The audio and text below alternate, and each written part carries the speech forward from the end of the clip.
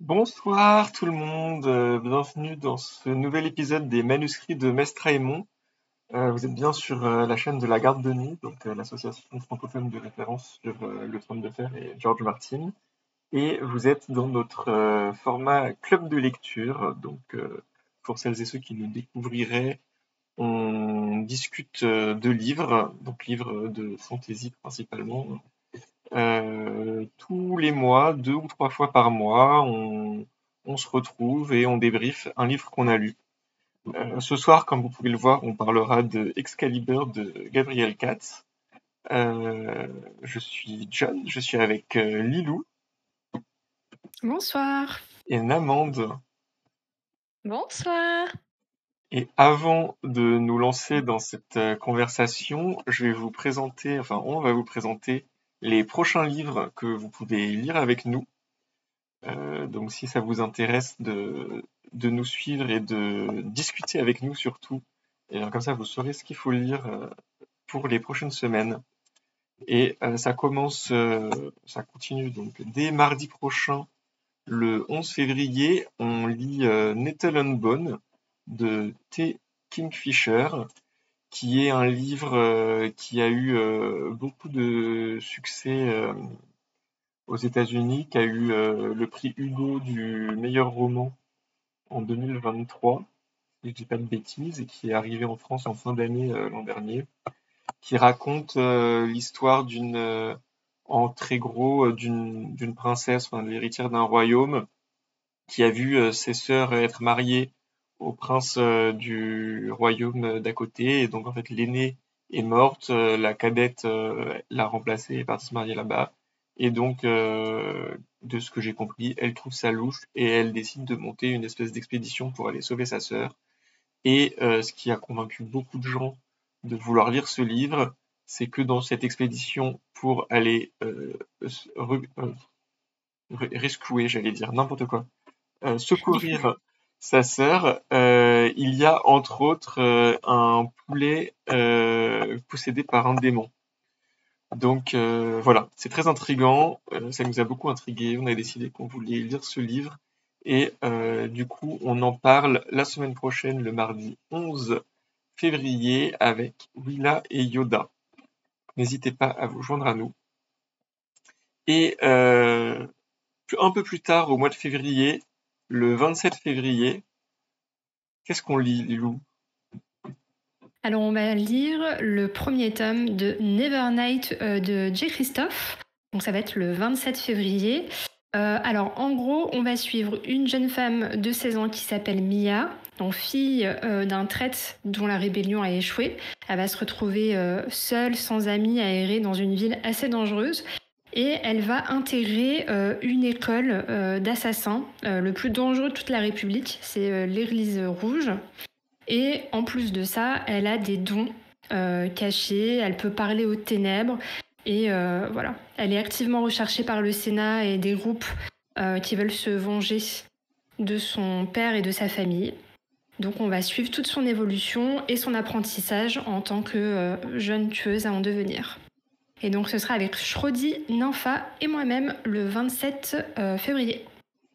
Trop bien. J'ai hâte de savoir ce que vous en avez pensé. C'est toujours à la fois très intriguant et un peu potentiellement casse-gueule, je trouve, les histoires d'école d'assassins, parce que on en Ouais. attend beaucoup. Et du coup, ouais, j'ai très hâte de savoir ce que ça donne, ce que vous Bah, en moi aurez aussi, c'est pensé. une thématique qui revient souvent. Mm. Donc, et J. Christophe, je l'ai déjà lu notamment sur l'Empire des vampires. Ok. Et c'était vraiment chouette comment il développait ses univers et ses intrigues. Donc, là, j'ai hâte de le lire Trop bien. encore. Donc le 27 février, vous nous direz tout ça. Ouais, Euh, et exactement. et vous le savez, si vous nous suivez un petit peu, on aime bien aussi, avant chaque débrief de livre, vous faire des petites recommandations littéraires. Donc ce soir, Lilou et moi, on n'a rien à vous recommander parce que le dernier épisode des manuscrits de Mestre Raymond qu'on a fait, c'était il y a à peu près 5 jours. Donc voilà, je pense qu'on n'a pas eu le temps de lire autre chose entre-temps. Et Mais non. Namande, qui signe son grand retour depuis un petit moment, qu'est-ce que tu nous recommandes, Namande? Eh ben, je recommande la suite de Fourth Wing, le tome 2. Et je crois que je t'ai dit des bêtises tout à l'heure parce que je t'ai dit Onyx Storm. Et je crois que ça, c'est le tome 3 qui vient de sortir et que je suis en train de lire. Oui.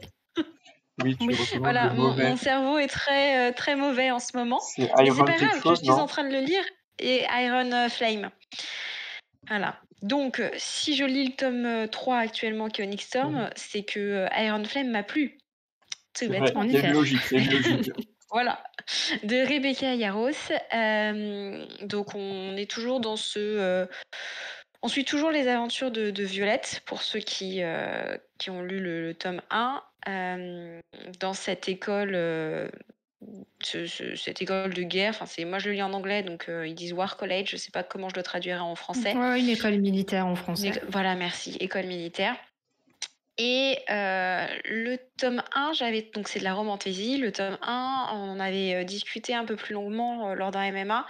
Ça avait été une lecture un peu popcorn, mieux dosée que ce que je pensais entre l'amour, le sexe et l'action.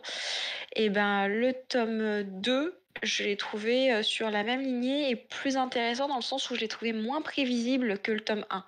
Il y a des choses qui m'ont un petit peu agacée sur le personnage principal qui est Violette. Néanmoins, le style d'écriture est toujours aussi efficace et a l'avantage d'être, comme je le disais, moins prévisible. Trop bien. Voilà. C'est vrai que tu avais deviné l'intrigue du 1 assez facilement. Ouais. Je me souviens. J'ai eu plus de mal avec le 2. Est-ce que c'est parce que je n'ai plus de cerveau ou est-ce que c'est parce que c'est plus inattendu? Je sais pas ce que vous en aviez pensé si vous l'avez lu. Moi, pas moi, le encore. tome 2, ça a été aussi un gros coup de cœur. J'ai bien aimé parce que plus d'action, plus d'enjeux. Et on rentre vraiment au cœur de la bataille et du world building qu'elle a créé. Et c'est pareil, j'avais pas vu venir la fin, quoi. Il se passe beaucoup de choses, il y a beaucoup d'actions et on a envie de savoir. On tourne les pages assez facilement avec le tome 2. Ouais, je trouve que les nouveaux personnages introduits sont assez chouettes aussi. Ouais, carrément. Donc voilà, Cool. c'était ma petite lecture adulte du moment. Super. Et donc, ce soir, on va vous parler de Excalibur, donc de Gabriel Katz. Donc, passage, j'en profite pour remercier les éditions Scrinéo qui nous ont fourni l'EPUB et qui m'ont envoyé le tome 2 du livre. Donc là, on va bien parler du tome 1 uniquement, pas du tome 2, mais le tome 2 donc, vient de sortir, ou va sortir, ou est en train de sortir. Il est sorti. Il est sorti. Je crois qu'il sortait fin janvier. Voilà. Donc on est à la pointe de l'actu, mais sur le tome 1. Et donc Excalibur, qu'est-ce que c'est en quelques mots? Alors en vraiment quelques mots, c'est une réécriture du mythe arthurien. En un peu plus de mots, parce que là, vous allez me dire, ok, super, on en a déjà vu 50. Qu'est-ce qu'elle a de particulier, celle-ci? Celle-ci, elle a de particulier que dès le début, on s'en rend compte, et je pense que c'est même décrit comme ça dans quelqu'un de couverture, on nous présente l'ascension d'Arthur et donc Excalibur et le haut roi désigné par l'épée magique comme une supercherie. En fait, quelque chose qui a été monté de toutes pièces par Merlin et Galad, qui ont décidé que ça n'allait plus, ce royaume de Bretagne morcelé et envahi par les Pictes, qu'il fallait unir les différents seigneurs bretons et que la meilleure façon de faire ça, c'était encore de choisir eux-mêmes leurs candidats et de faire en sorte que tout le monde l'accepte. Donc ça, c'est le pitch de départ numéro 1 et le pitch de départ numéro 2 qui, je sais pas si on le dit parce que pour moi, ça s'apparente presque à du spoil. En fait, pas vraiment, parce que du coup, on sait que ça va être Arthur parce que c'est une réécriture de la geste arthurienne. Oui. Mais au début, ce qui est assez perturbant, du coup, c'est que leur seigneur choisi, leur candidat pour devenir le roi, c'est pas Arthur. Donc voilà. Que va-t-il se passer? Comment cela va-t-il se passer? C'est un peu tout l'enjeu du livre, de voir en fait leur plan, comment ils le mettent en place et comment est-ce que, à quel moment ça va louper, quoi. C'est un peu l'enjeu principal du livre et donc c'est l'approche de cette réécriture, ce qui en fait quelque chose d'assez original, surtout le fait de ne pas mettre Arthur au centre de l'histoire. C'est aussi donc c'est une approche différente aussi de ce point de vue-là. Je sais pas ce que vous en avez pensé toutes les deux. Peut-être Lilou, vu que tu es avant dans l'écran. Ça roule. Moi, ça a été une très bonne lecture. Alors, j'adore forcément, mais c'est pour moi, c'est la première fois que je lis une revisite des légendes arthuriennes, bien que j'apprécie vachement cette partie de l'histoire. Et j'ai aimé justement que ce soit différent. Il a vraiment revisité les codes. On plonge vraiment au cœur de la naissance de la légende, en dévoilant toutes les stratégies, les manipulations qu'il peut y avoir à travers le mythe et la fameuse épée. Et toute la construction en fait et le cheminement, que ce soit chaque chevalier qui va être choisi, comment mettre en place le roi, parce que c'est la guerre et que personne n'arrive à régner sur la Bretagne. Et notamment le choix que ce ne soit pas Arthur de base qui a été choisi. Et de voir comment c'est devenu Arthur. J'ai trouvé ça vraiment, vraiment cool. Plume très fluide, les chapitres courts mais très rythmés, j'ai trouvé. Donc ça a rendu vraiment la lecture très immersive et très agréable pour ma part. Donc très contente de ce premier tome et très hâte de lire la suite au vu de la fin.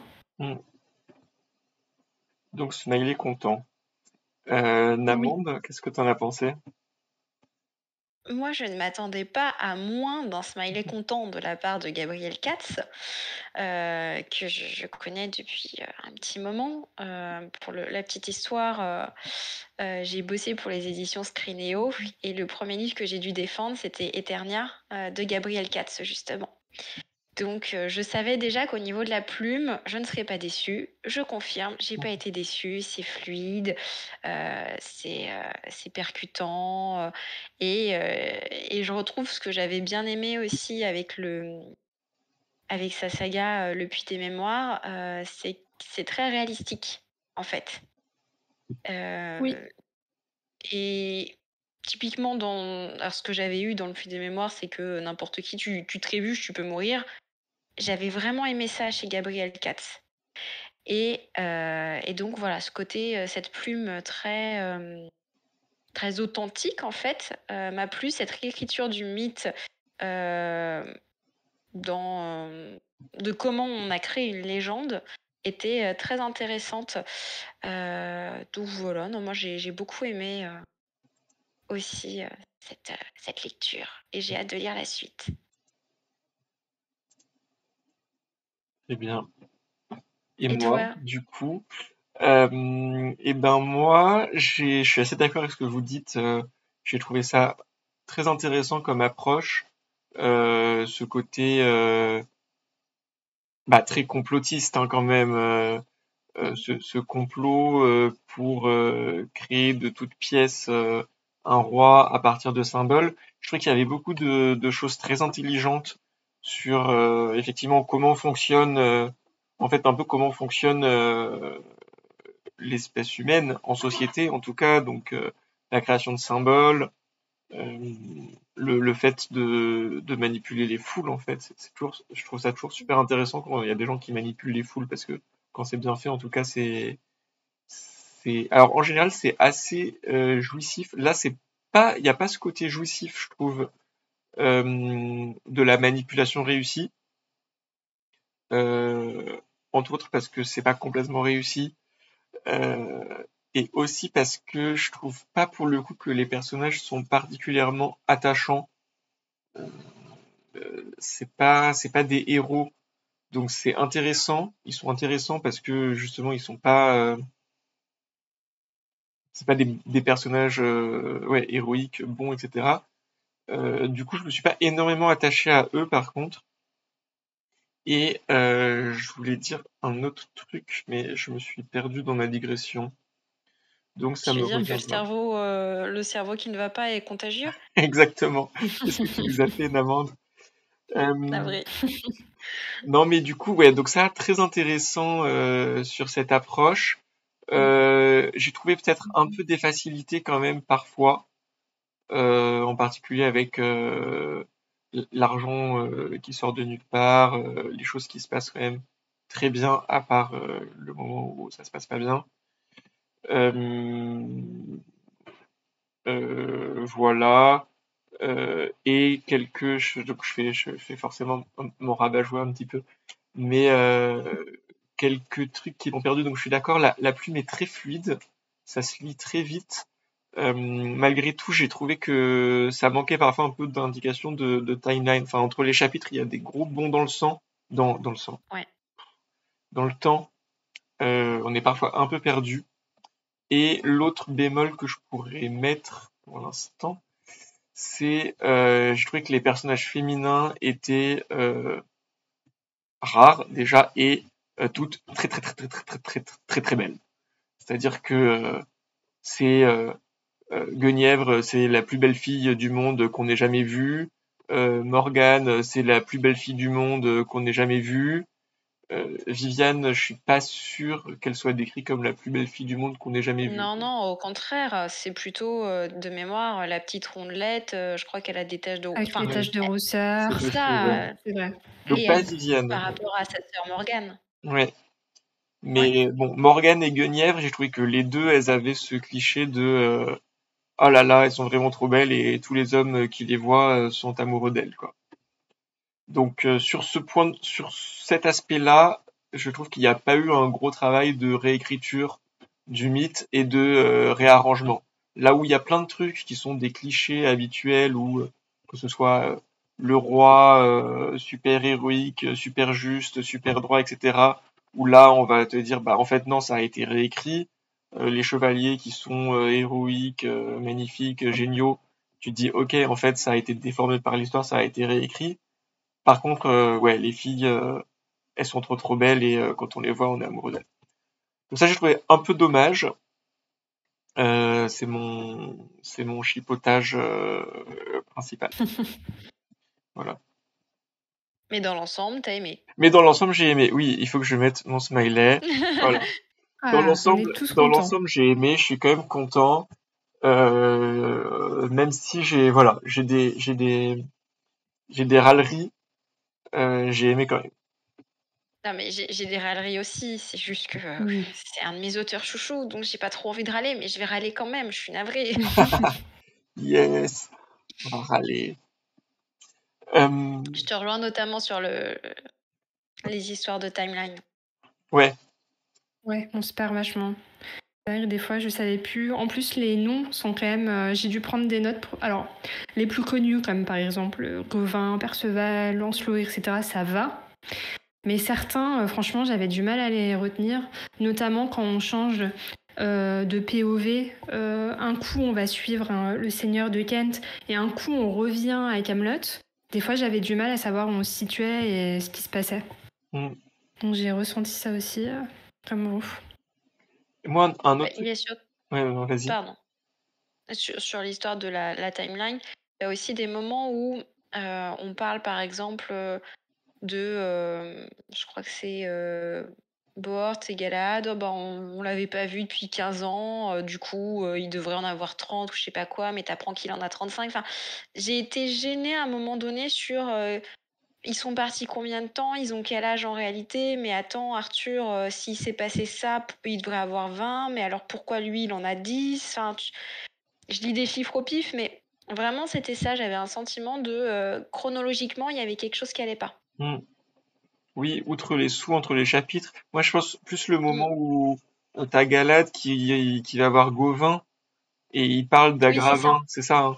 Donc Mm. son petit frère, Oui. effectivement là il te sort des chiffres, il dit ah oui la dernière fois que je t'ai vu t'avais 8 ans, ah mais machin, et là ça fait 15 ans qu'on s'est pas vu, et effectivement ça, je dis mais attends ça colle pas, je suis pas sûr, il me Ouais, manque c'est une ce info. gros passage-là, Ouais, effectivement. je suis d'accord. Et moi, l'autre truc qui a participé au fait que je sois un peu perdu parfois, et alors surtout au début, après c'est passé, mais c'est justement les moments où il y a des entorses entre guillemets aux généalogies classiques, je vais dire. Donc Mm.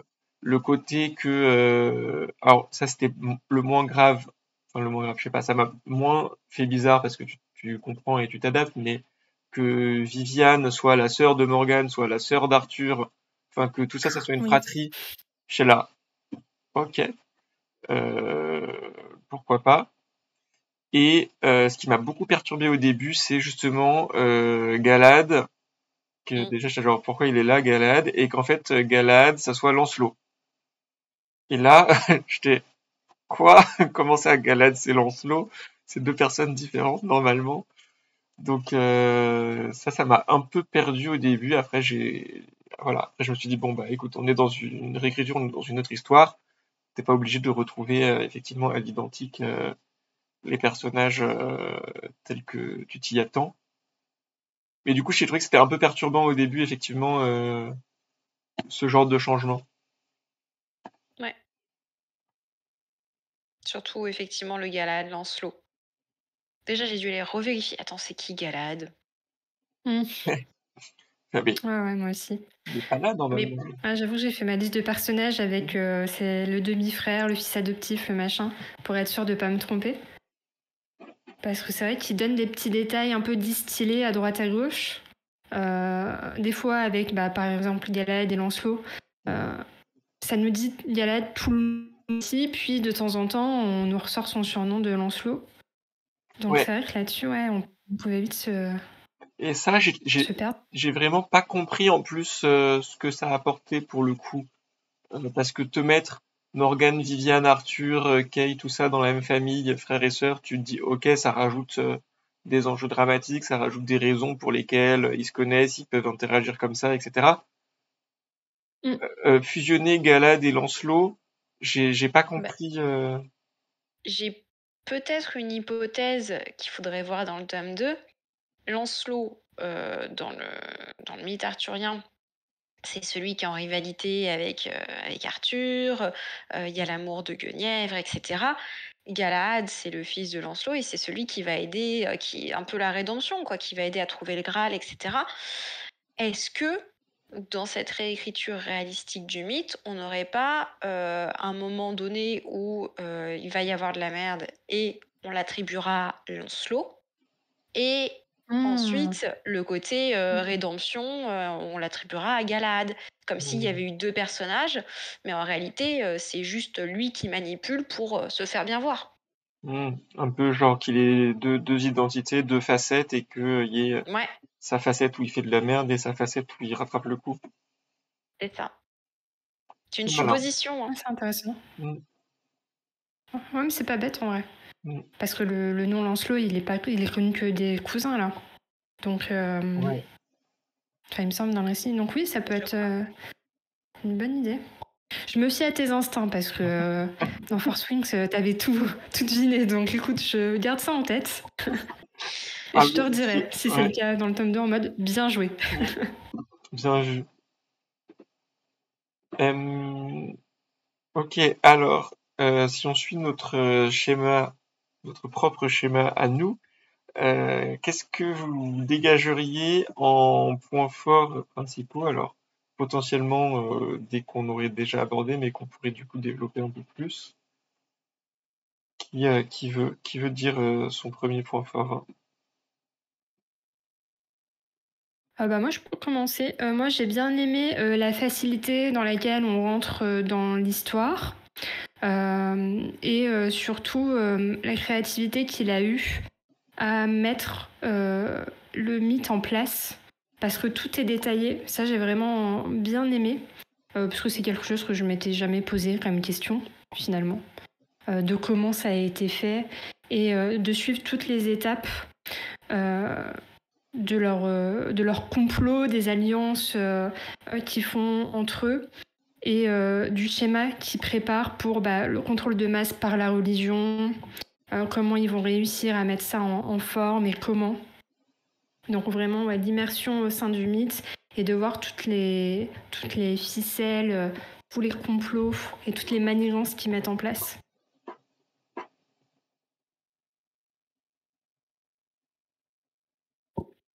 Je rejoins, je rejoins totalement l'avis, je dirais. passe de la fiction à la réalité, qui est aussi une fiction. Enfin, vraiment, Mm. l'angle qui a été abordé. L'an dernier, on avait fait un MMA sur Morgane Pendragon, qui était aussi une réécriture, mais qui était vraiment ancrée côté légende. Là, on est vraiment on était vraiment dans la fantaisie pure et dure. Il y avait des créatures, il y avait des quêtes. On avait même regretté qu'il n'y ait pas plus de quêtes avec ces créatures fantastiques. Là, au contraire, il y a tout qui est décortiqué, tout qui est expliqué de comment on est en train de créer une légende, comment on fabrique un roi. Et je n'avais jamais vu, enfin personnellement, j'avais jamais vu ça, mais même pour un autre récit de légende. Mm.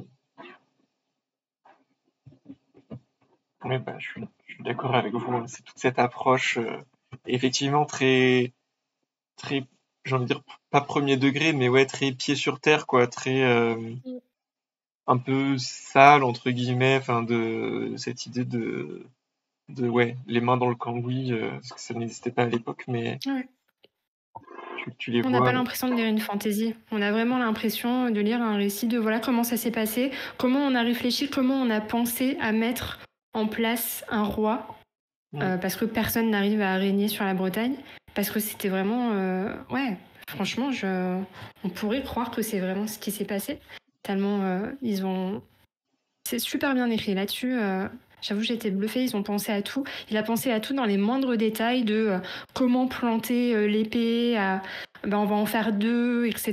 La supercherie, comment ils ont choisi la personne, comment ils ont choisi les chevaliers, pourquoi. Donc on a vraiment eu tout le processus qui a rendu vraiment l'histoire vraie. Mm. Et on en oublie que c'est une fantaisie réécrite, quoi. Ça, c'était vraiment cool.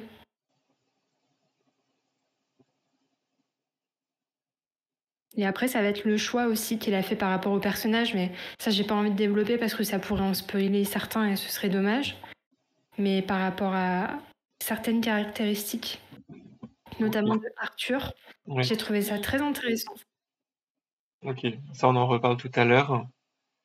Ouais. Euh, et, euh, et côté point faible, à part si vous vouliez d'autres points forts. Bah, en fait, point fort, j'ai l'impression que c'est un peu la globalité, et c'est l'écriture qui est fluide, qui est percutante, c'est l'approche qui a été prise, Oui, l'angle. l'angle. Du coup, point faible, on a dit, hein, il y a un peu les timelines. Mm. Bon, après, il y Ouais, en a en vrai, je vois d'autres. Moi, enfin, c'est des choses qui m'ont un peu, on en a parlé, des facilités ou des petites choses qui m'ont dérangée slash déçue, mais c'est forcément en partie spoil qu'il faut que j'en parle de mon côté. Ouais, voilà. Ok. Euh, non. Ah si, si. Si, il y a un petit truc, je sais pas si vous l'avez senti, qui m'a gênée. Dans certains paragraphes, je crois que c'était le cas notamment sur le chapitre avec Gauvin, Agravin et Galahad. On commence comme si on avait le point de vue d'un personnage et on finit comme si on avait le point de vue d'un autre, mais dans un même paragraphe.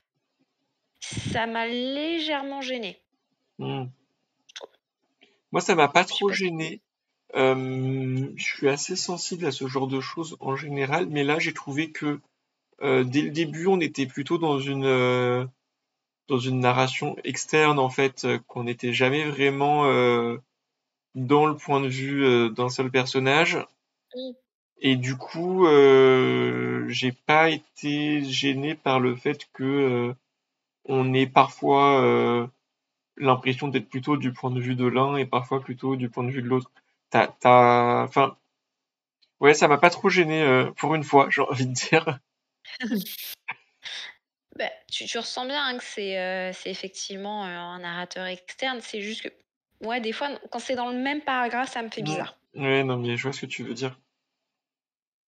Ouais, moi, c'est pareil, ça m'a pas vraiment gênée pour le coup. En tout cas, pour cette lecture-là. Et ouais, comme toi, John, des fois, c'est vrai que ça me chamboule un peu quand il y a ce genre de choses. Mais là, pour le coup, ça m'a vraiment pas gênée. Je trouvais que c'était quand même relativement fluide, entre guillemets, à suivre, Mm. puisqu'on était, comme tu le disais, du côté extérieur. Mais après, je peux comprendre que ça ait pu te gêner. Parce que des fois, il y a des enchaînements d'actions. Et il faut se redire, ok, alors là, il se passe ça avec cette personne-là. Et... Bah, c'est pas tant que ça a perturbé ma lecture, dans le sens où, mince, je sais plus qui parle. C'est juste que j'aurais peut-être aimé que ça soit un peu plus encore un peu plus distinct à certains moments. Ok. C'est valide, c'est valide. On accepte cette critique. Moi, un autre truc qui m'a peut-être un peu, pas gêné, mais qui peut me faire ralouiller gentiment, c'est que j'ai trouvé que malgré tout, c'était assez froid au final. Donc c'est lié avec ce côté assez réaliste, assez les coulisses de la chose. Mais du coup, c'est un peu ce que je disais tout à l'heure, je me suis pas vraiment attaché aux personnages. J'ai trouvé qu'on les voyait, qu'on les voyait assez de l'extérieur en fait et de manière assez distante au final. Et donc, j'ai pas créé d'attachement à eux ni à ce qu'ils faisaient. Je voyais ça plus effectivement comme un récit de, on me raconte quelque chose qui s'est passé, mais j'étais pas particulièrement impliqué avec eux. Je sais pas si ça vous a fait ça aussi ou pas du tout. Ouais, bah moi, j'ai cherché un peu à la fin de ma lecture à voir un peu qui était mon personnage préf pour justement préparer l'émission de ce soir. Et en fait, il y en a aucun qui se dégage. Donc je suis vraiment comme toi, en mode j'ai pas vraiment d'attachement à une personnalité en particulier parce que on n'a pas le temps de s'y attacher plus que ça. Parce qu'on n'est pas là pour ça et que c'est vraiment voilà, raconter tous les événements qui se sont passés du début à la fin. Donc ouais, j'ai pas vraiment d'attachement à un personnage. J'ai pas un personnage qui ressort dans le lot, quoi. J'ai bien aimé tout le récit dans son ensemble. Je sais pas, Namande, si toi, ça t'a fait pareil que nous. Alors, si, oui et non. C'est-à-dire, je comprends totalement ce que vous évoquez. J'ai 2-3 personnages qui se dégagent, mais dont 2 où, vers la fin du récit, ça m'a saoulée et du coup, j'ai eu envie de les claquer et ça, enfin, une de leurs actions, j'ai trouvé que c'était en désaccord avec ce qui avait été dit, genre la phrase d'avant, donc je les ai rayées de ma liste. Par contre, je trouve, enfin je sais pas vous, j'ai eu envie de claquer Arthur. Ah oui. Et mine de rien, oui. ça montre que, ok, on n'a pas un personnage préféré, certes, mais en attendant, les personnages nous font ressortir certaines émotions. Typiquement, Arthur est une tête à claque. Ah oui, il est insupportable. Complètement. Ça, c'est Et c'est réussi. qu'il est bien écrit, du coup. Ah oui, oui. Oui, non mais complètement. Oui, oui. Ça, il a réussi à faire son personnage insupportable. En fait, les personnages sont bien écrits, qu'on s'y attache pas, ça veut pas forcément dire qu'ils sont mal écrits, c'est juste Oui, je qu'ils suis sont d'accord. peut-être pas faits pour qu'on s'y attache.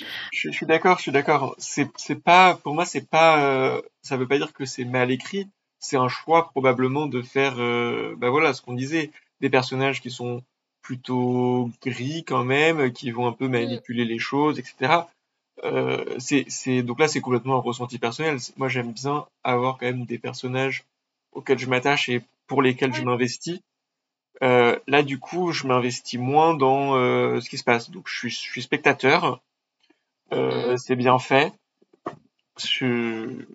Mais je suis d'accord que c'est pas parce qu'ils sont mal écrits, en tout cas. Oui, moi c'est pareil. Hein. Je les trouve pas du tout lisses. Ils ont chacun leur personnalité, leur vécu et leur passé, donc on comprend qui ils sont, comment ils sont, etc. Notamment Arthur qui est absolument détestable. Ça, on en reviendra dans la partie spoilante, mais j'ai trouvé que c'était très ingénieux de la part de Gabriel de faire ça. Mais voilà, moi je suis comme John, c'est plus spectateur de voilà tout ce qui se passe, mais par contre oui, tout est super bien écrit. S'il y avait vraiment une personne qui ressort dans l'eau, ce serait peut-être Morgane qui m'intrigue par son mystère. Mais ouais, non, c'était chouette de tous les rencontrer et de tous les voir, quoi, dans l'histoire. Moi, parmi les 3 que j'ai cités, il y avait Dagonet, mais je pense qu'il me rappelle trop Tyrion, en fait, dans le Trône de Fer.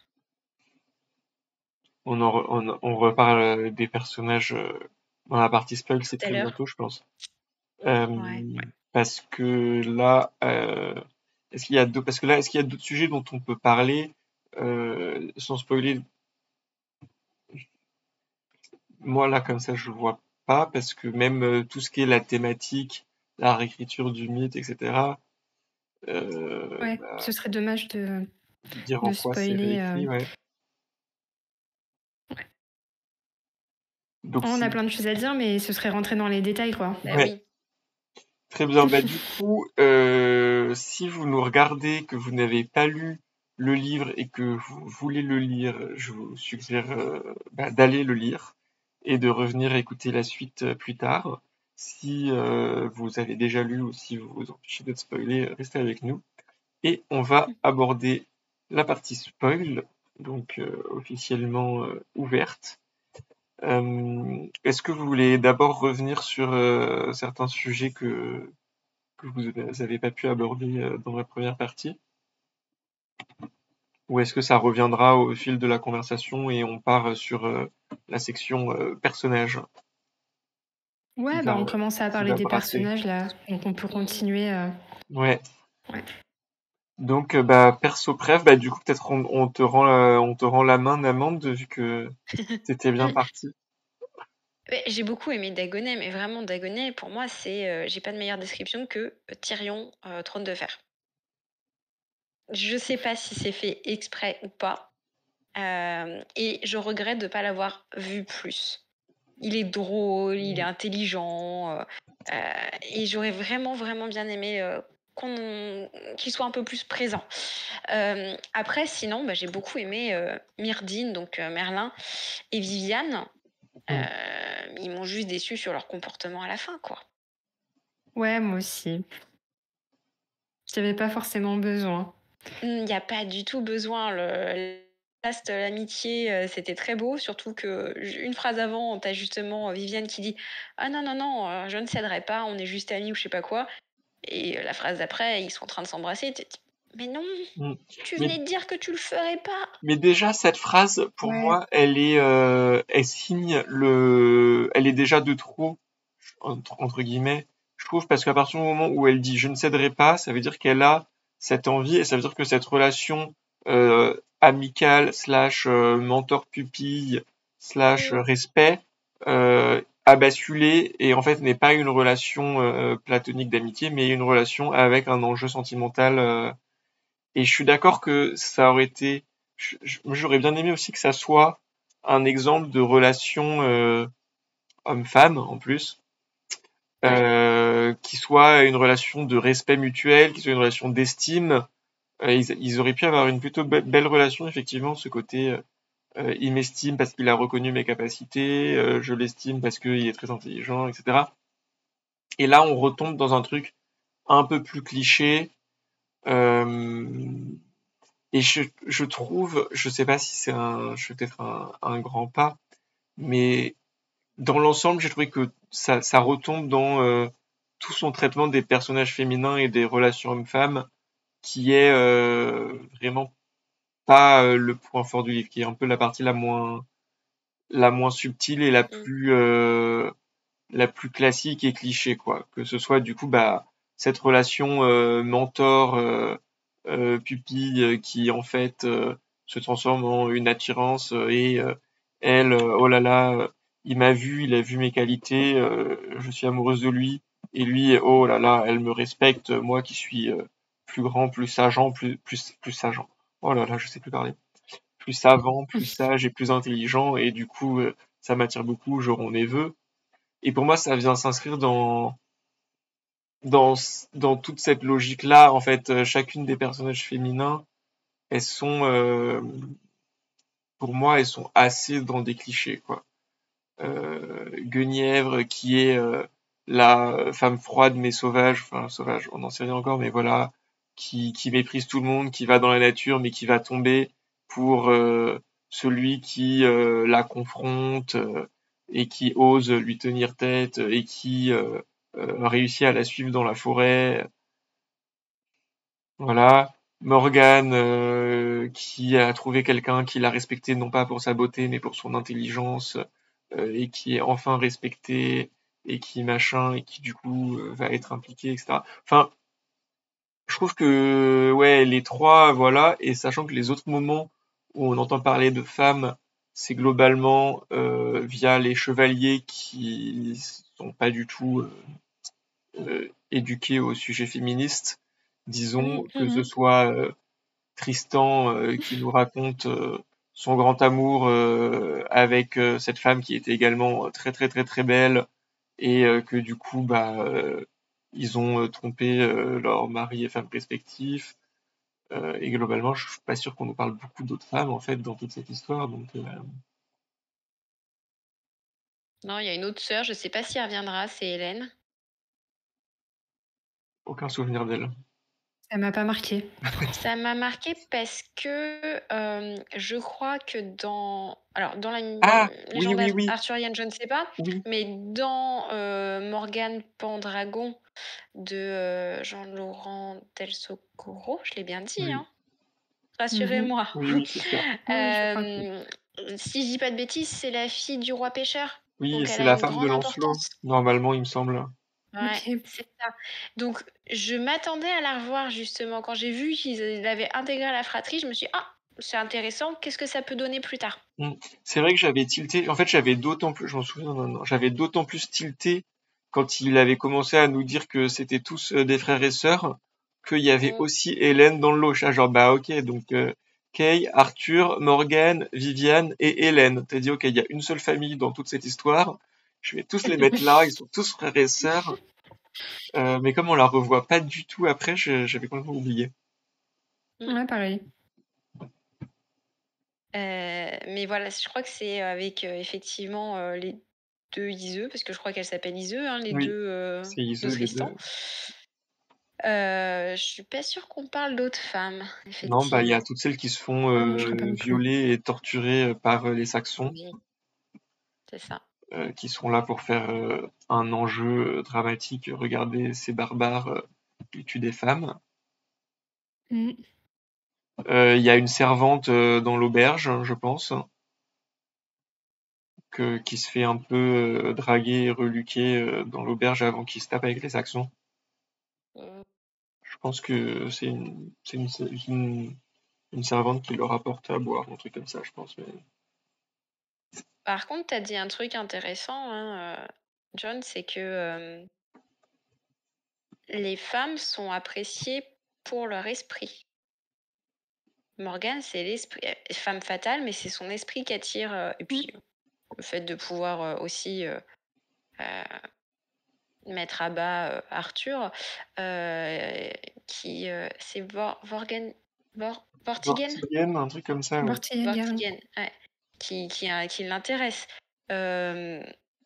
Galahad, je pense aussi que c'est l'esprit de Guenièvre et pas juste sa beauté qui l'attire. C'est les répliques qu'ils ont tous les deux, c'est le fait qu'elle ait son petit caractère. Mm. Et pour, et pour, et pour, et pour. Et pour Viviane. Viviane. Viviane, merci, c'est vraiment le côté femme très intelligente. Ok, elles sont belles, sauf Viviane, Mm. mais c'est pas ça qui va les attirer. Et à la limite, j'ai envie de te dire, le seul qui est teuteux et qu'on a envie de claquer, Mm. la seule chose justement qui l'intéresse, c'est la beauté de sa femme. Mm. Mm. Tous Kay les autres, aussi, c'est cela vraiment dit. l'esprit. Kay, il a Ok? l'air amoureux de Guenièvre aussi, Ouais. un peu par pur physique, quoi. Et puis le pauvre, il se dit que bah, ça aurait dû être sa Ouais. femme, donc c'est vraiment compliqué pour lui. Déjà, il se fait dépasser par le fils adoptif qui lui a toujours causé du tort Mm. dans sa jeunesse. Et en plus, là, où c'était son moment de briller, Mm. bah, il lui repasse encore devant, il lui vole la plus belle femme du royaume. Donc, ouais, le pauvre, il m'a fait de la peine. Mais oui. Mais Alors qu'au début, je misais pas du tout dessus. Un premier chapitre. Moi non plus. Clairement pas. mais oui. Oui, mais juste ouais, pour finir sur les filles, effectivement, je suis d'accord avec toi. Et c'est intéressant, Vortigern en particulier, qui soit intéressé par Morgane parce qu'il reconnaît son intelligence. Je trouve que Galad et Guenièvre, c'est moins frappant. Vortigern et Morgane, oui, c'est le cas, mais malgré tout, euh, Morgane est quand même présentée comme, enfin pour moi, ça reste un cliché dans le sens où Morgane, c'est la femme trop belle qui est ramenée tout le temps à ça, quoi, et qui Mm. aimerait bien que voilà. Donc c'est intéressant et leurs interactions étaient très intéressantes. J'ai beaucoup aimé leurs interactions à tous les deux parce que bah ils ont tous les deux beaucoup d'esprit, donc ils, ils ont leurs espèces de petites joutes verbales qui sont rigolotes. Mm. Euh, ouais. Malgré tout, tu vois, elle,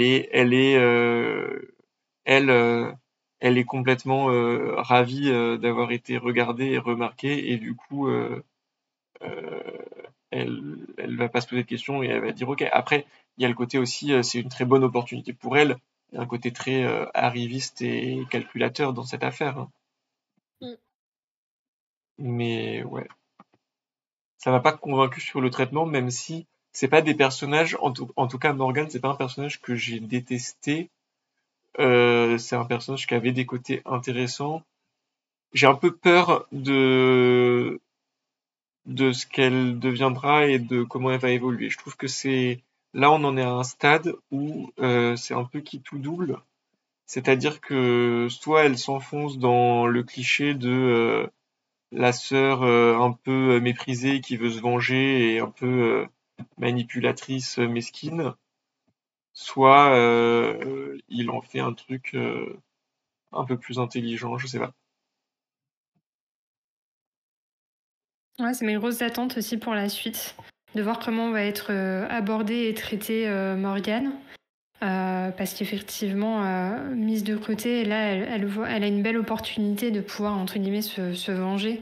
Et puis, bah, qu'on la respecte et s'élever au rang de reine, quoi, avec Vortigern. Mais j'ai peur aussi que ça en devienne un gros cliché. Donc, c'est une de mes grosses attentes aussi pour le tome 2. Et après, pour le traitement des femmes, je suis assez d'accord avec vous. Oui, elles sont belles, mais elles brillent quand même par leur esprit. Et ça, c'est quand même intéressant. Et je trouvais que, effectivement, Guenièvre était beaucoup plus subtile que Morgane. Mais je pense que ça sert à Morgane de la présenter un peu comme la sorcière mystérieuse, un peu la Yennefer de l'histoire, quoi, pour la suite. À voir ce que ça va, ce qu'il va en faire après. Mais ouais, c'est une des persos que j'ai hâte de voir évoluer dans l'histoire.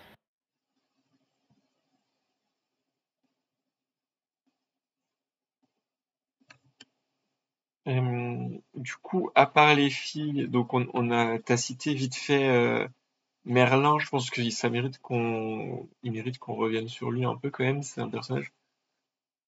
Moi, j'ai trouvé que c'était un personnage très intéressant aussi.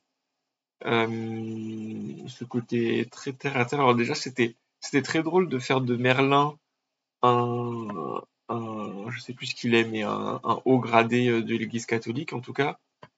C'est un Euh, prélat, non? un prélat, ouais. Mais je sais pas ce que c'est. Le Ah prélat, non, c'est un attends, il est grade abbé. ou... Il est abbé. Ah oui, il est abbé, ouais. Ça, on a bien. Je trouve ça rigolo de faire de Merlin un abbé, mais un abbé très, du coup, bah, une fois encore, très terre à terre, très manipulateur, qui a l'air de quand même croire, je pense, mais qui s'arrange bien de sa foi pour avancer ses affaires, quoi.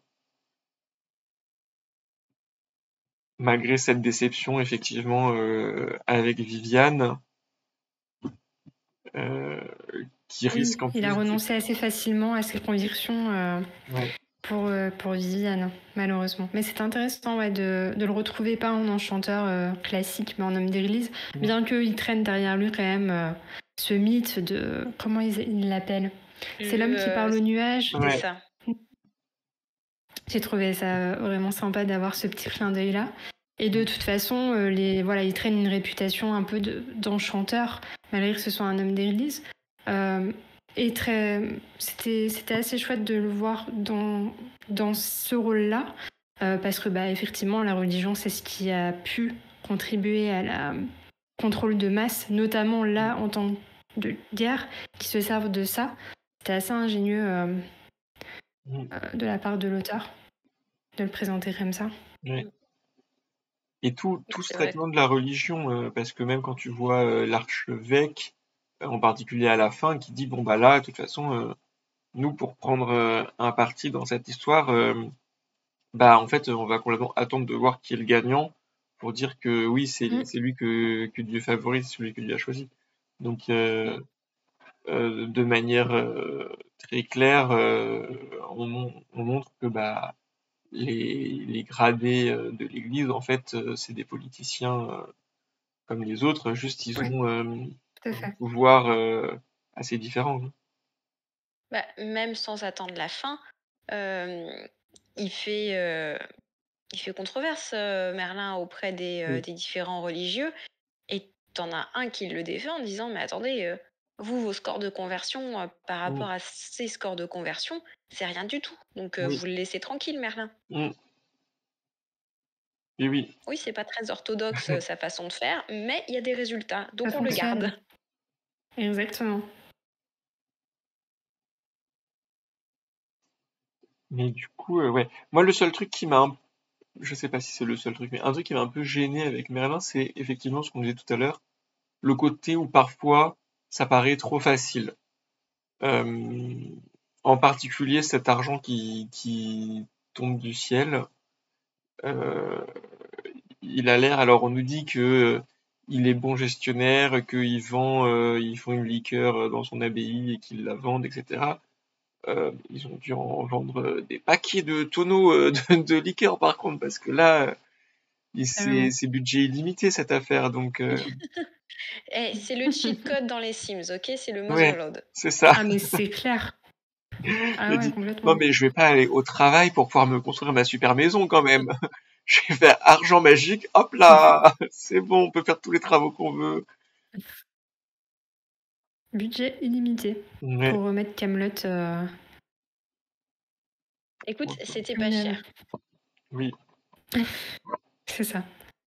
Il nous présente ça comme une épave, hein, donc bon. Ah oui, oui, oui, oui. Mais je trouve qu'il fait quand même beaucoup de beaux travaux et il n'hésite pas, notamment avec le forgeron, mm, à bien le rincer, quoi.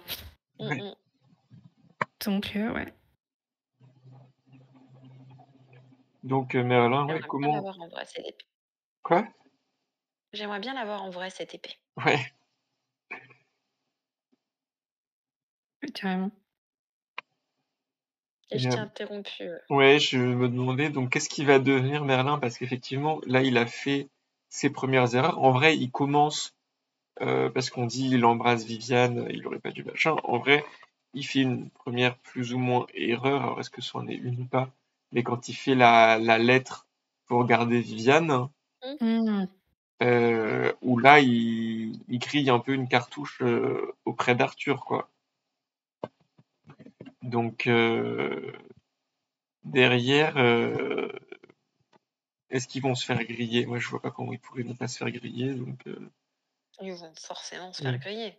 Ils m'ont fait rire quand il y a Galad qui du coup les grille et que Merlin il fait non mais t'inquiète, personne va nous cramer. Là, genre mec, ça fait 3 jours que tu t'es déjà fait cramer par une personne. Enfin, à quel moment tu penses que tu Ouais, vas c'est tenir clair.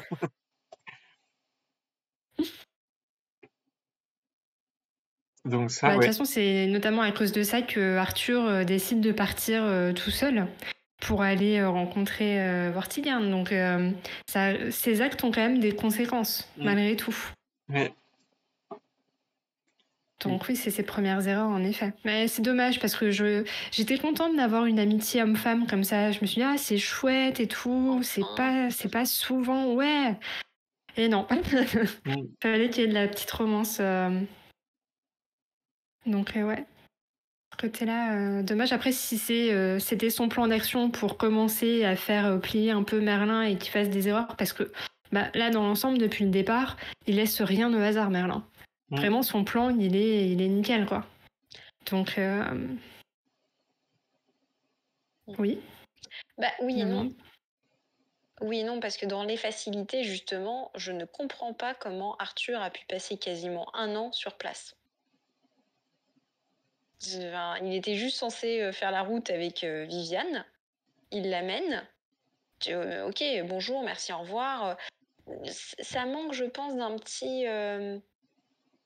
d'un paragraphe ou deux où Arthur fait en sorte de se rendre presque pas indispensable, mais il y a quelque chose pour le faire rester. Parce qu'il essaye à un moment donné, oh, je voudrais bien un poste de garde, machin bidule, mais ça fait déjà un moment qu'il est là.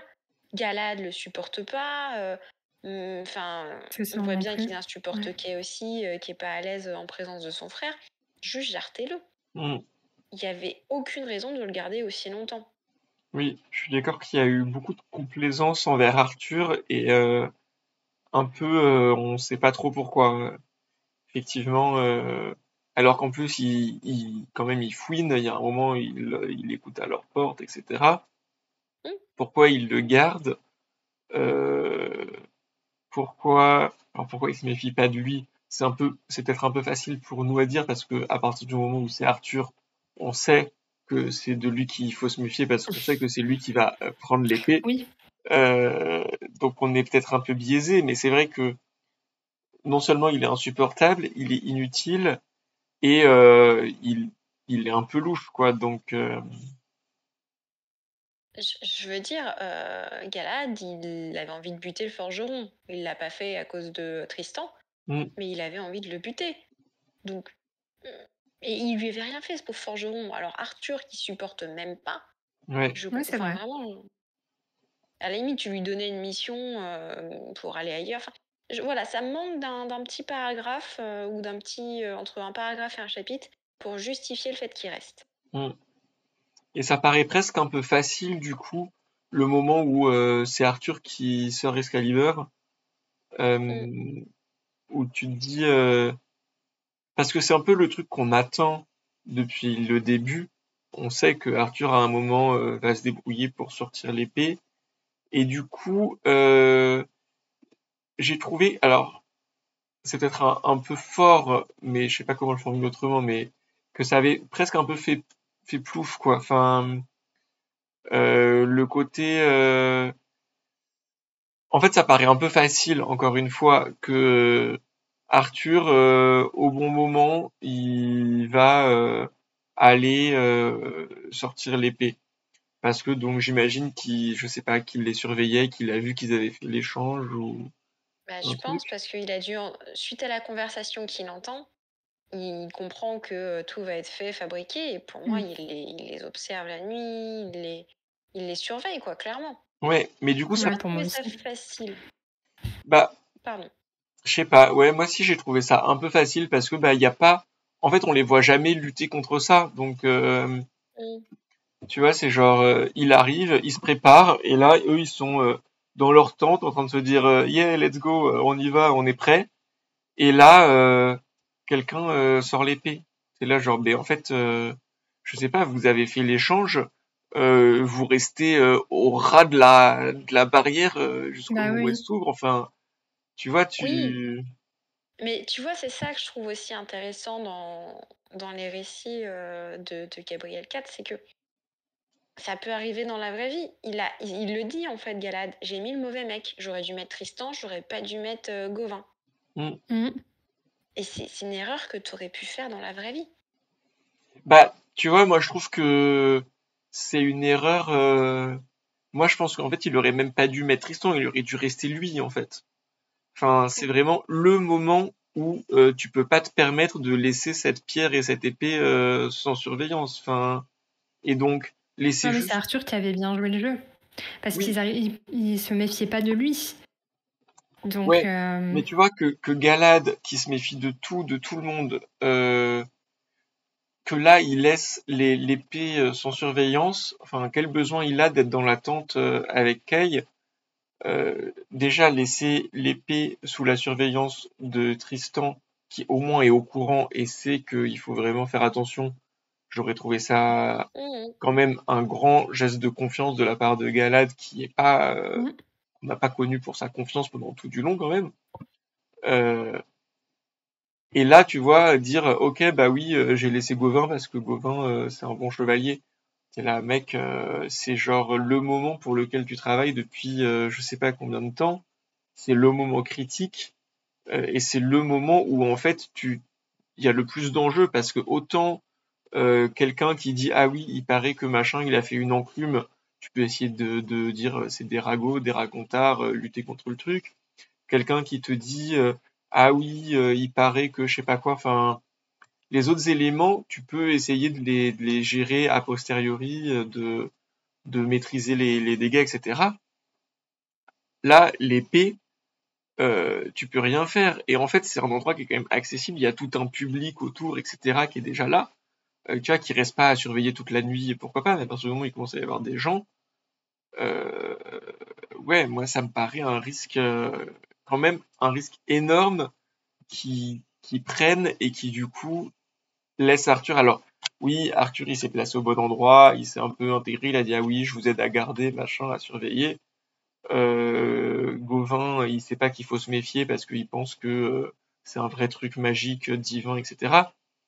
Donc, je dis pas qu'Arthur a bien joué son truc, mais ouais, moi, ça m'a paru un peu facile quand même, et du coup, un peu genre, ah bah en fait, ils se sont fait avoir comme des nulos, quoi.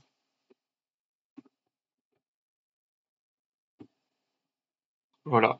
Mais c'est Ouais, pas. moi j'ai trouvé ça, comme Naman disait, vrai en fait. Ouais. Et Vraiment je quelque chose qui aurait pu limite. arriver dans la vraie vie. Ouais, complètement. Moi aussi j'ai été déçue. J'étais en mode bon bah ça y est, ça va être le moment. Ils sont en train de préparer Kay. Genre qu'est-ce qui va se passer? Comment Arthur va réussir à avoir l'épée? Et puis ça se passe tellement vite qu'on est bah, avec eux en mode mais qu'est-ce qui se passe? Genre vive le roi, mais qui, comment notre roi il est là? Mm. Qu'est-ce qui se passe quoi? Donc ouais, un peu déçu de la facilité entre guillemets, mais en même temps, ça rend le récit vrai. Donc pour moi, ça fonctionne très bien. Qu'il y ait eu cette petite erreur de surveillance. Et après, je suis d'accord, Yalad, c'est vraiment le type qui laisse rien au hasard et qui a toujours des yeux partout. Donc c'était étonnant qu'il soit pas là. Et ça aurait rendu la scène encore plus dramatique s'il l'était, parce qu'il peut pas non plus faire un scandale. Il y a du public, il y a du monde qui attendent aussi d'aller retirer l'épée. Donc la confrontation aurait été intéressante s'il avait été à côté de l'épée et que Arthur arrivait en mode bah je vais essayer de retirer l'épée, personne ne peut m'en empêcher quoi. Mm. Ça aurait été une autre version, mais ça aurait été intéressant de voir comment il aurait réagi face à ça en face du public.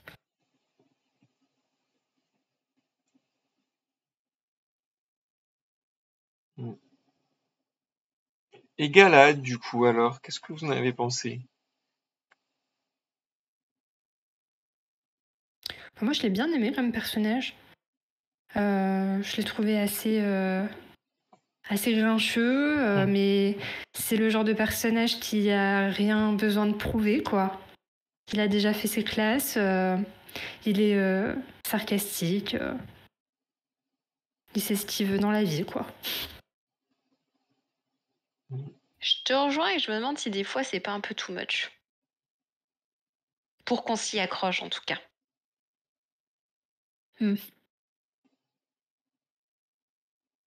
Toi, John, t'en as pensé quoi? Ouais, je suis d'accord avec vous deux, donc du coup avec Namande en fait.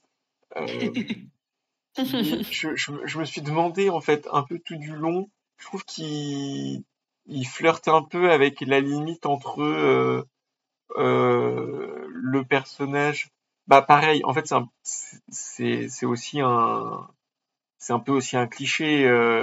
Le mec un peu qui méprise tout le monde, qui se moque de tout et parce que lui de toute façon il est trop fort, il est trop beau et mais il a réussi quand même à ne pas être insupportable, ce Mm. qui me paraît plutôt une performance quand tu pars d'un personnage comme ça, c'est le risque, c'est oui ok, il est trop beau, il est trop fort, il méprise tout le monde, il prend rien au sérieux, en plus il est tout le temps à faire ses petites piques ironiques, etc. Donc ça aurait pu être si ça avait été moins bien géré, ça aurait pu être assez désagréable. Là, je trouve que ça va. Euh, il est pas non plus attachant, euh, mais il a un côté un peu intrigant, même si pareil, il y a quand même un côté un peu facile de il est trop fort, il est trop doué, il est trop machin. Après, il fait quand même du coup des erreurs, on l'a vu. Il a quand même disons des défauts de type colérique, par exemple. Euh, Problème à faire confiance aussi, peut-être. ouais, Mm. ça, il a raison. Mais oui, je pense qu'on peut lui trouver des défauts. Hein. Il sait pas déléguer, mais en même temps, il s'investit dans son truc. Alors, moi, le truc qui m'a un peu perturbé, c'est potentiellement quand même d'où il sort et d'où sort cette idée qu'il a eue de créer un roi et pourquoi il a décidé de faire ça. Enfin, quelles sont ses motivations plus profondes que parce que après les motivations pendant le livre de ce qu'il fait, c'est je veux mettre en place un roi et je veux machin. Mais à la base, pourquoi il veut faire ça? Pourquoi il va contacter Merlin? Il lui dit tout ça. Ça, c'était pas très clair. Et au début, j'ai eu du mal avec lui aussi. Je m'en souviens maintenant quand je parle de ça. Sa première interaction avec Merlin, j'ai trouvé qu'il n'était pas encore complètement équilibré et j'ai eu très peur j'ai eu très peur au début en fait de pas du tout accrocher, en particulier avec cette espèce de dialogue au début où il a cette espèce de cliché un peu insupportable de pseudo mystère de j'arrive, je drop que je viens pour un truc super important et après non mais je te dirai plus tard. Non, mais je suis mystérieux. Ouais, j'ai besoin de toi et tu vas trouver ça génial ce que je vais te dire. Mais non, je te le dis pas tout de suite. Ah, et peut-être si tu veux, allez, je suis prêt à me convertir pour que tu m'écoutes. Et j'étais là, genre, mais mec, tu lui as encore rien dit. Enfin, tu lui as rien dit. Il t'a rien demandé. Et là, tu dis, mais pour te convaincre, je vais me convertir. J'étais là, genre, mais en fait, on t'a pas demandé de te convertir encore. Enfin, et donc tout ce passage, je l'ai trouvé un peu maladroit et en particulier cette conversion euh, que j'ai trouvé arrivait trop tôt et de manière non sollicitée. J'aurais trouvé ça plus intéressant la conversion à la limite que ils commencent à travailler ensemble Merlin et Galahad et qu'à un moment ça pose problème que Galahad soit pas chrétien parce que Merlin dirait bah oui mais en fait moi pour que ça marche il faut que je dise que c'est un truc de droit divin etc et donc il faut que les gens autour soient baptisés sinon ça marche pas et que là il faille convaincre Galad et que Galad dise ok en fait j'en ai rien à foutre je me convertis.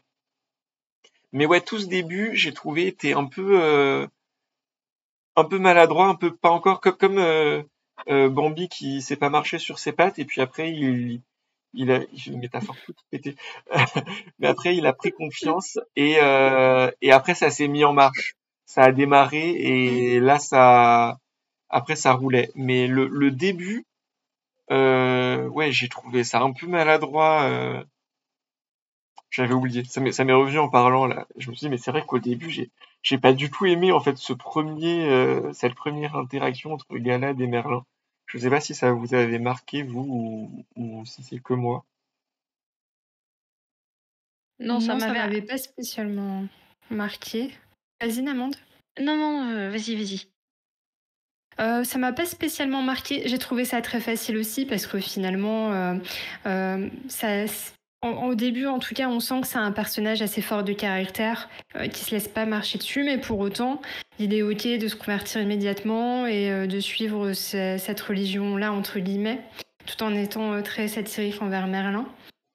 Et pour le coup, il le suit assez aveuglement, mais après, ça fonctionne parce que ça s'enchaîne bien. Donc moi, ça m'avait pas spécialement gêné.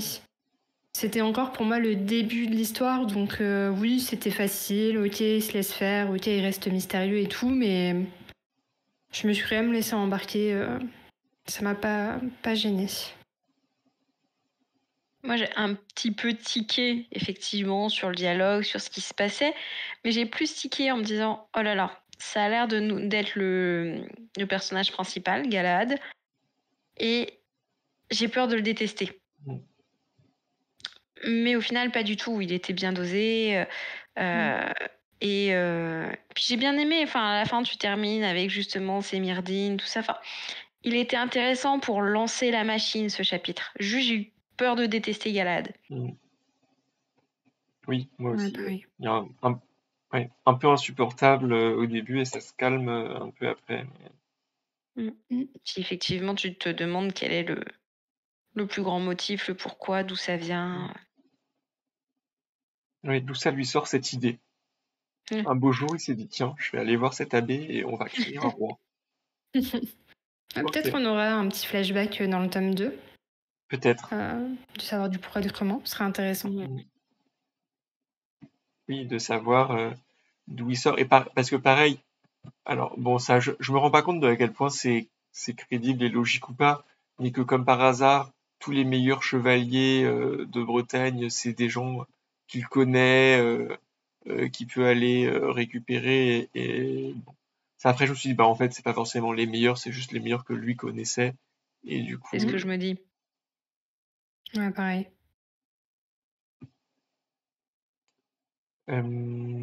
ok, bah donc ça c'était Galad. Est-ce que, et toi Lilou, est-ce que t'as quand même un personnage préféré, à part si c'est un dont on a déjà parlé? Oui, bah moi, ça va être vraiment celle qui ressort et j'attends le tournant, ça va être Morgane, Hmm. pour les raisons que j'ai données tout à l'heure. Et puis aussi, comment va finir Merlin. J'ai un peu peur avec cette pseudo-romance. Et j'ai peur en fait des répercussions, parce que les répercussions, on les sait déjà pour l'instant, entre guillemets, c'est Arthur qui est devenu complètement fou parce qu'on a osé diriger à sa place, Hmm. alors que lui, il était juste en train de chasser et que il n'était pas là pour régler ce problème-là. Et donc, il est parti tout seul avec son frère confronter l'autre roi. Donc, forcément, ça va en découler un drame. Et j'ai peur, en fait, de comment va réagir Merlin et Galahad face à ça. Parce qu'on Hmm. va forcément lui dire que c'est de sa faute ou le remettre en tort. Est-ce qu'il va mettre au grand jour sa relation avec Viviane ou est-ce qu'il va se retourner contre Merlin? Je sais pas trop, en fait, comment la relation Merlin-Lancelot va se passer. Donc, ouais, si j'avais deux personnages qui ressortent vraiment, ça va être Morgane et Merlin pour moi. Hmm. Donc, on en a déjà parlé. On a déjà parlé. Et Euh, ouais, vas-y. Pardon. Je pense qu'il y avait un personnage aussi du potentiel sur Kay. Et c'est dommage parce que dès l'instant où il ne peut plus retirer l'épée, il redevient transparent comme au premier chapitre. Hmm. Je suis d'accord. C'est Alors, un peu une déception Kay au final, je trouve. Il se mm, réefface très vite. et c'est Viviane et Merlin qui sont nouveaux sur le devant de la scène, alors qu'ils te décrivent Kay comme quelqu'un de très intelligent, hein. Hmm. On a une nouvelle description d'Agonet quand il explique à quoi va ressembler le mari Hmm. qui a été, enfin, de Guenièvre. Et bah ouais, ça aurait été un bon roi. Enfin, ils l'ont pas choisi pour rien. C'est vraiment dommage qu'il soit autant réeffacé. Oui, et surtout que en fait le rôle qu'il a, et même lui le dit à un moment qu'en fait il pourrait tenir un rôle utile dans l'ombre, Mm, un rôle de conseiller, même un rôle ouais. de sénéchal, euh, mais il prend pas cette place-là. En fait, il il se réefface et même parfois tu as l'impression que c'est de lui-même, c'est-à-dire qu'il dit ah oui quand il est nommé sénéchal il dit ah bah sénéchal normalement c'est un peu stylé mais là comme on me le donne à moi c'est une insulte et c'est nul.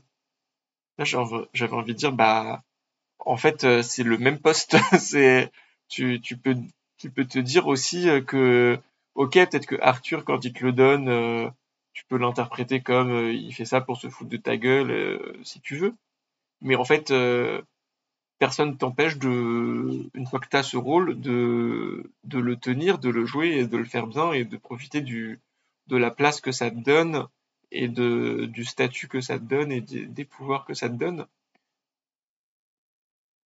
Ouais, mais après, il était vachement soutenu par Morgane, j'arrive pas, hein, par Viviane, par Merlin, par Galahad. Il était ultra, ultra soutenu parce qu'il savait ce qu'il allait devenir. Donc, il avait un peu le petit pet talk à chaque fois. Mm. Là, il peut plus l'avoir ce pet talk. Voire, t'as les chevaliers justement qui disent mais qu'est-ce qu'il fout encore là, celui-là il sait même pas se battre. Enfin, il sert à rien, quoi. Pourquoi il est là? Il est là juste parce que c'est le frère du roi. Ouais. Tu vois, donc c'est Bah, dur aussi pour lui oui. psychologiquement. Bah lui, il faudrait qu'il s'assume et qu'il prenne sa place, quoi. Quitte à dire, bah oui, Mm. je suis pas vraiment chevalier, mais je peux être gestionnaire du domaine, je peux être conseiller, je peux gérer les affaires courantes, je peux en fait faire plein de choses parce que le roi vraisemblablement ne s'occupe pas de ça. Donc, Mm. mais oui, ça nécessiterait qu'il ait plus d'estime de soi et de confiance en soi que ce qu'il a. Ça, c'est un peu dommage. Et l'autre dont on n'a pas parlé et que je pense que j'ai plutôt bien aimé, c'est justement celui qui est imprononçable. Vortigern. Vortigern. Vortigern. Ouais, Lui là, Vortigern. le mec Lui, de Kent,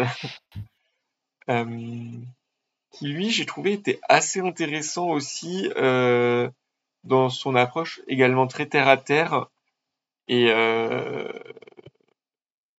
des choses en fait, de dire bah ouais, il faut effectivement, il a fait un peu le même constat, il faut unir la Bretagne pour lutter contre les envahisseurs, mais lui il a dit bah en fait le mieux à même, le plus légitime pour faire ça, c'est moi. J'ai de l'argent, je vais aller m'acheter une armée. Bon, c'est un peu des barbares, mm, ils font un peu de la merde, mais la fin justifie les moyens, même si j'aimerais bien qu'ils fassent un peu moins de la merde, ça m'arrangerait.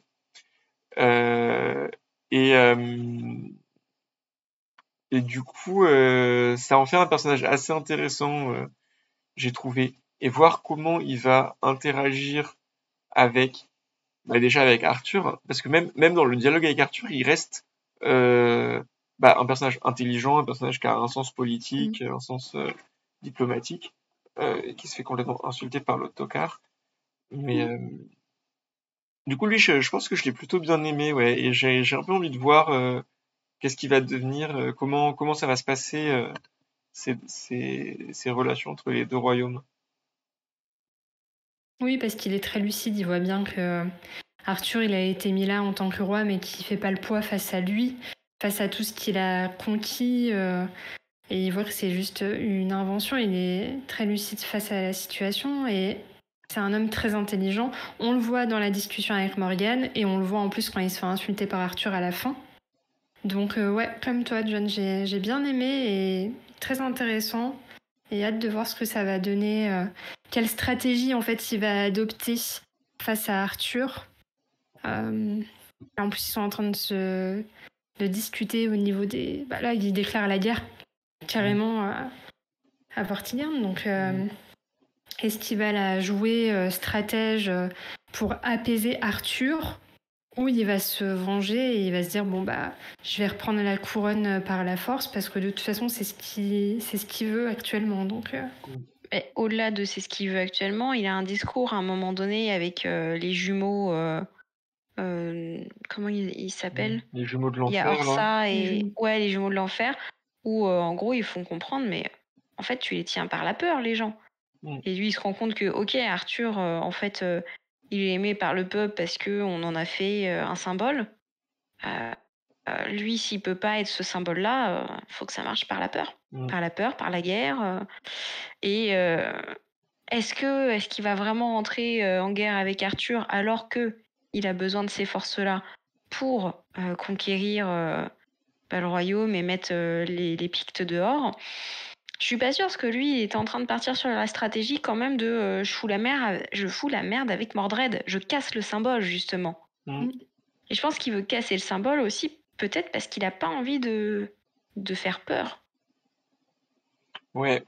Après, là, est-ce qu'il peut se permettre de de ne pas entrer en guerre. Enfin, tu vois, Arthur lui déclare la guerre, vient l'insulter, lui déclare la guerre.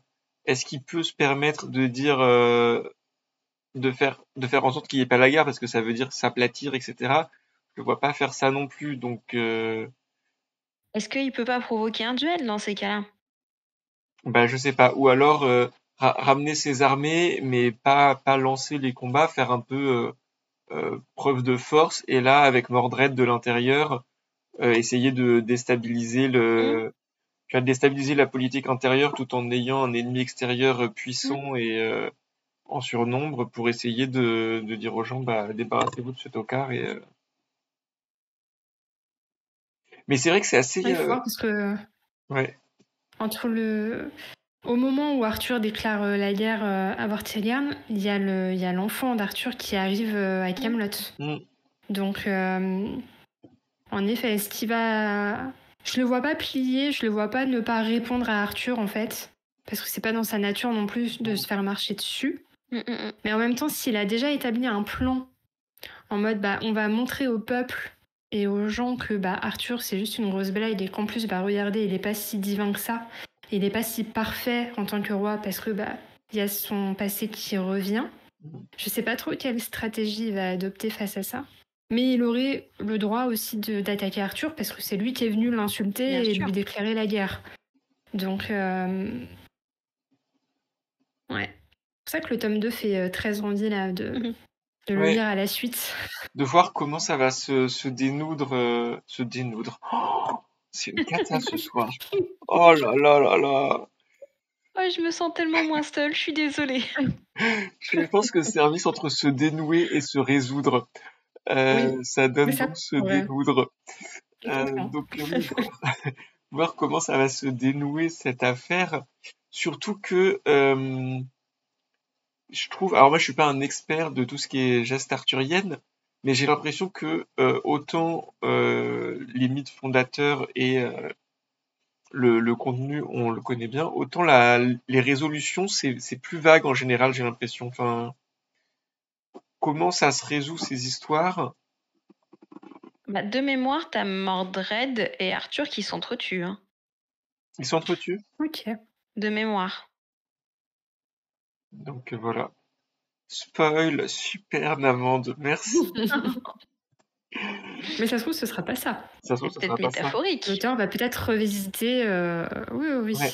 Est-ce qu'il va nous mettre une On histoire de verra Graal quelque part dans ce deuxième tome aussi, ou est-ce qu'on va faire l'impasse sur ça? Oui, est-ce que tu te contentes de comment il est devenu roi ou pas, quoi. Mm. Et il va peut-être se mettre à la recherche du Graal justement pour redorer son Ouais. nom Ouais. au sein du peuple aussi. Donc à voir ce qu'il va en faire. C'est vrai qu'on n'en a pas parlé encore. Mais ça peut être l'occasion. Je pense que là, de toute façon, Merlin va être dans tous ses états. Et ils vont trouver 50 000 solutions pour, Ouais. pour résoudre Arthur qui est en roue libre de l'autre côté, quoi. Mm. Mais est-ce qu'ils ont le temps de lancer une quête du Graal, tu vois? Enfin, c'est un truc, pour moi, l'image que j'en ai, c'est un truc très long, la quête du Graal. Enfin, t'as tout ce côté un peu d'échéance, temps qui passe, vieillesse, etc. Enfin, là, on est quand même sur un livre qui a un rythme très rapide, je trouve. Euh, donc je vois pas comment ça pourrait faire un truc autant long comme ça. Moi, je pense, enfin, alors après, parfois, je suis ultra nul pour prévoir, mais je pense que le tome 2, il va pas s'étendre sur des décennies, quoi. Enfin, à mon avis, je vois plus les choses s'accélérer encore que ralentir. Hein. Ou alors le tome 2, c'est la déchéance d'Arthur. Sa mort, entre guillemets, spirituelle peut-être par Mordred. Mm. Et tu conclus sur ok, bah faut quand même qu'on unifie le royaume. Qu'est-ce qu'on va faire? On fait la quête du Graal. Et puis, bah, au lieu de m'appeler Lancelot, je m'appelle Galahad. Et avec mon copain Bohort et Perceval et machin, on y va, quoi. Mm. Oui, ce petit Perceval, il va falloir qu'il fasse quelque chose aussi, parce que pour l'instant, Mais oui. on nous l'a teasé un peu là. On nous dit, ah, il y a Perceval. Bah ouais. Ah, il y a Perceval. Et puis plus rien. Ouais, c'est genre, ok, bah vas-y, Perceval, fais quelque chose. Allez, go! Donc ouais, peut-être que juste la quête du Graal, c'est ce qui conclura le tome 2 en mode bah maintenant c'est ça qu'il nous faut pour réunir le royaume. Ouais, peut-être. Mm. Ah, genre fin un peu ouverte, la quête du Graal se lance. Ouais. Peut-être. Est-ce que on sait si c'est une duologie ou il y a plusieurs C'est une tomes? duologie de mémoire. Je crois, moi j'avais compris Ok. ça en tout cas, j'ai ça en tête. Ok, Ça, ok. ouais. Donc, plein d'enjeux et de questions quand même sur ce tome 2. Ouais, carrément. Est-ce qu'il y a un autre perso dont on n'a pas parlé, dont vous voulez qu'on parle?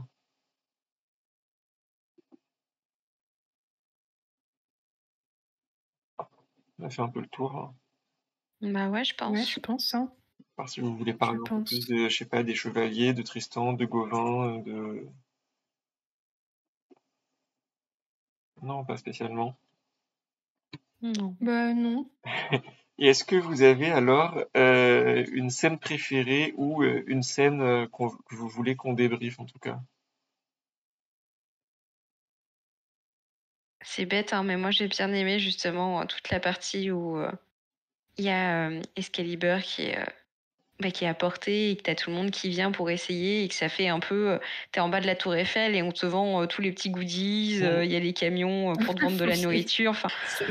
c'est- elle m'a marqué cette scène, j'ai trouvé ça génial. Mm.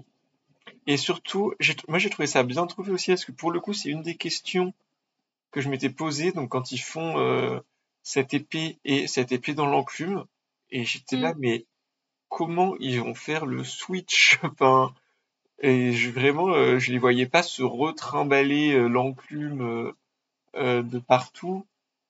Et en fait, juste l'incliner et la mettre à plat, je trouvais ça très malin, peut-être très débile, mais pareil. j'y avais pas du tout pensé. Je m'étais pas dit genre, bah ouais, juste tu la mets allongée et on la voit plus. Et j'étais genre, oh, voilà, ils sont plus malins que moi. Ouais, moi aussi, je m'attendais à un truc un peu plus waouh. Mais finalement, simple et efficace, quoi. Mm. On l'enterre et on met la nouvelle qui est pas retenue. C'est vrai que ce passage était sympa. Tout un événement où les gens se réunissent avec les vendeurs à la sauvette et tout. Marrant. Mm. C'est chouette. Ah si, j'ai bien aimé un moment aussi. C'est alors qui raconte ça? Je crois que c'est Galahad qui raconte le nom, d'où vient le nom Camelot Ah oui. par Oui, ce fameux marchand. Ça, j'ai bien aimé cette légende-là. D'où vient son nom? J'ai plus en mémoire, mais c'est un marchand. C'est un Camelot, donc c'est un marchand itinérant qui essaye de vendre de la marchandise qui a peu de valeur et qui passe de maison en maison.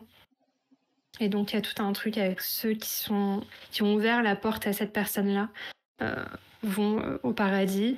Et donc c'était le Christ lui-même.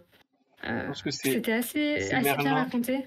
Je pense que c'est Merlin Oui. qui raconte ça, et justement pour contrebalancer, c'était très intéressant, pour contrebalancer les rumeurs un peu négatives ou les trucs un peu, les racontars un peu rigolos et moqueurs qu'il y a sur Camelot.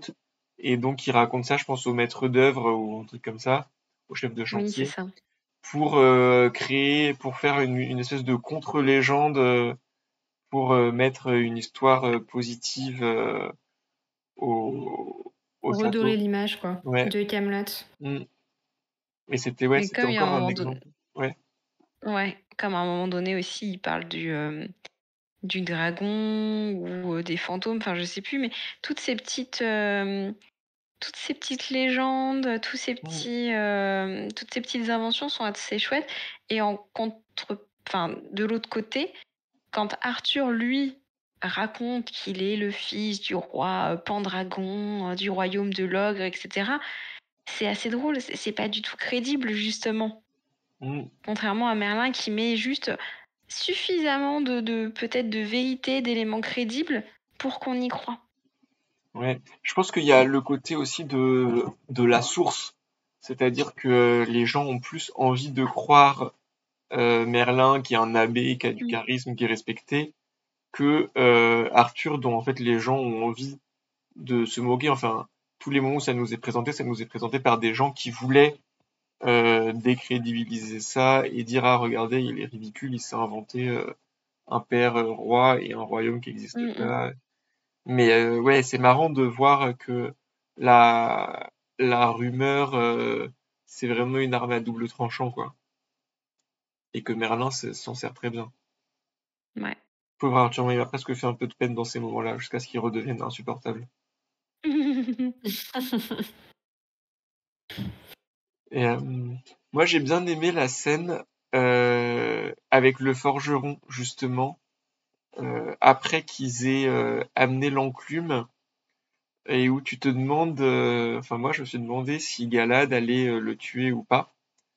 Et j'ai trouvé que c'était une scène qui marchait bien, qui avait une forte intensité dramatique, parce que sur moi, elle a vraiment bien marché. En tout cas, je me suis vraiment demandé, est-ce que Galad, là, il va juste le trancher en deux? Est-ce qu'il va le laisser partir? Le forgeron, il a ultra peur. Il se barre. Je pense que Galad le poursuit un peu à un moment. Oui. Il change d'avis au dernier moment. Enfin, toute cette scène est ouais, vraiment une forte intensité dramatique, j'ai trouvé, a très bien marché sur moi. Et je me suis vraiment dit, là, ça peut être l'un ou l'autre, quoi. Genre, je sais pas. Mais est-ce que justement ça va pas servir à l'histoire aussi de l'avoir finalement laissé vivant, ce forgeron? Il y a toutes ces interrogations qui va se jouer dans le tome 2 parce que bah, il repart libre. Et Oui, comme le disait Galad, bah, il suffit simplement qu'on lui donne encore plus d'argent. Il reste quand même témoin d'une chose assez essentielle. C'est grâce à ça que Arthur, bon, ça devait pas être lui, mais est sur le trône. Donc mm, j'espère qu'on le reverra, ce petit forgeron. Ce serait intéressant. mm. Je sais pas. Moi, je sais pas parce que je pense que Gaël lui a quand même mis la peur de sa vie. Donc, est-ce que, euh, tu vois, est-ce qu'il va aller déjà de lui-même se manifester, dire, moi j'ai des infos. Enfin, Galad, il lui a quand même dit, moi je vais brûler toute ta famille si t'en parles à quiconque. Ouais, mais tu vois, à la fin, il y a quand même Vortigern qui demande à voir Excalibur.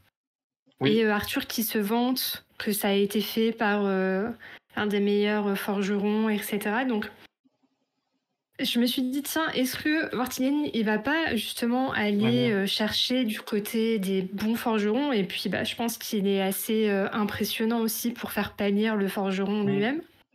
Oui, essayer d'aller Donc, enquêter chez les ouais. forgerons pour voir si quelqu'un a fait cette épée magique. Oui, peut-être. Mm. Je sais pas, hein, mais quand il y a eu cette scène, je me suis quand même posé la question de est-ce que ça va être un gros bourrin et il va faire la guerre à Arthur, ou est-ce qu'il va la jouer plus finement Mm. avec son allié Morgan pour essayer vraiment de trouver ce qui peut faire tomber aux yeux de tous Arthur Mm. plus facilement que par la force, quoi. Ouais, j'ai pas du tout tilté effectivement à la fin quand il demande à regarder, Mm. quand il a demandé à regarder l'épée. J'ai tilté, Effectivement. perso. Toi, t'as tilté? Ouais, j'ai tilté. Mais j'aime à croire qu'on va pas le revoir, ce petit forgeron. Bah, j'espère pour lui en tout cas, parce que le pauvre, il a rien demandé. Mm. Oui, c'est vrai. Là, je regarde, mais effectivement, il demande, il la prend, il la regarde, il dit qu'elle est très belle. Et donc, t'as Arthur qui lui dit, parce qu'elle n'a pas été forgée par la main de l'homme, et un sourire imperceptible passa sur le visage de Vortigern. C'est vrai, j'oubliais. Donc, c'est vrai que potentiellement, il se dit, oui, j'y crois pas à cette histoire de d'épée Mm. pas forgée par l'homme, et Mm. donc il pourrait se dire, je vais aller, euh, je vais aller regarder, essayer de trouver qui l'a forgé, pour avoir une preuve de plus de la supercherie. Mm. J'y crois, c'est crédible. Alors, c'est crédible, je pense pas que ça sera fait. Moi, je pense que c'est peut-être plutôt pour dire, il y croit pas du tout, en Ouais. fait. Ouais, Oui, c'est sûr qu'il qu'il y est croit plutôt pas, en tout lucide cas. face à Ouais. la situation. Mm. Ouais, ouais. Mm. Ok, ouais. Il a bien compris que c'était du bullshit, cette affaire. Mm.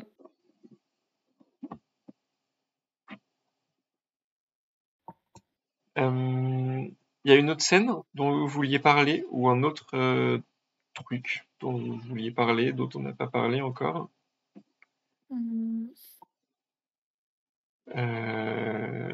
La fin, qu'est-ce qu'il y a comme scène marquante? La bataille dans la taverne, Morgan qui discute avec Mordred.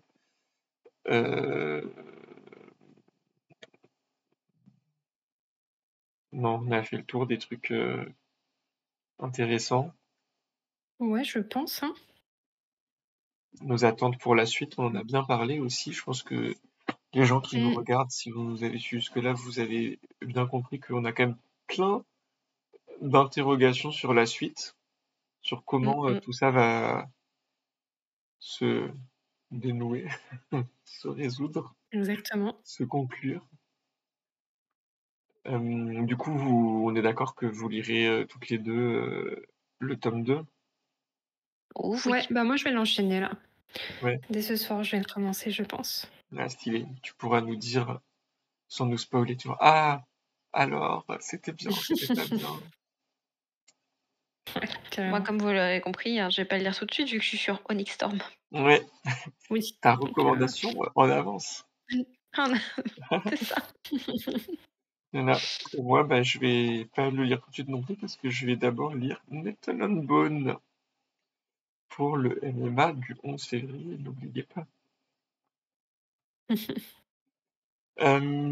Bah, du coup, si on a fait le tour, je vous propose de conclure.